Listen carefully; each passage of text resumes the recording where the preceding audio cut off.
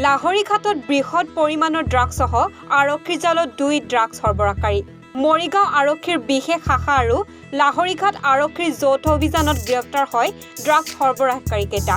আৰক্ষীয়ে লাহৰীঘাটৰ তিনিচুকীয়া মহমাৰী পথাৰত অভিযান চলাই বৃহৎ পৰিমাণৰ ড্ৰাগছসহ গ্ৰেপ্তাৰ কৰে ড্ৰাগছ সৰবৰাহকাৰীকেইটাক।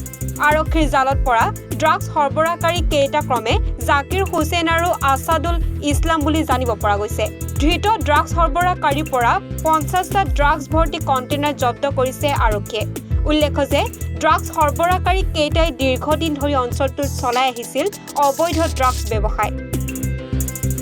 লাহৰীঘাটৰ পৰা সাদ্দাম হুছেইনৰ প্ৰতিবেদন এনিভাৰত 24। জুবিন গাৰ্গৰ গীতসমূহৰ ওপৰত আধাৰিত গানে কি আনে নামৰ এটা সুন্দৰ অনুষ্ঠান আপোনালোকৰ ওচৰলৈ আহি আছে অতি শীঘ্ৰে। অহা 15 আগষ্টৰ পৰা ধেমাজিৰ পৰা প্ৰথম অডিশ্যন আৰম্ভ হ'ব আৰু সেই অডিশ্যনৰ যোগেদি বিভিন্ন কণ্ঠশিল্পীসকলে যিসকলে এই অনুষ্ঠানত যোগদান কৰিব বিচাৰে তেওঁলোকে এই অডিশ্যনৰ যোগেদি আগবাঢ়ি আহক আৰু জুবিন গাৰ্গৰ বহুত ভাল লগা গান আমি সদায় শুনি আহোঁ আৰু আপোনালোকৰ যদি ভাল লগা গান থাকে জুবিন গাৰ্গৰ আপোনালোকে গাই ভাল পায় তেন্তে অডিশ্যনত যোগদান কৰক। মোৰ ফালৰ পৰা আন্তৰিক শুভকামনা থাকিল এই সম্পূৰ্ণ অনুষ্ঠানটোলৈ। ধন্যবাদ।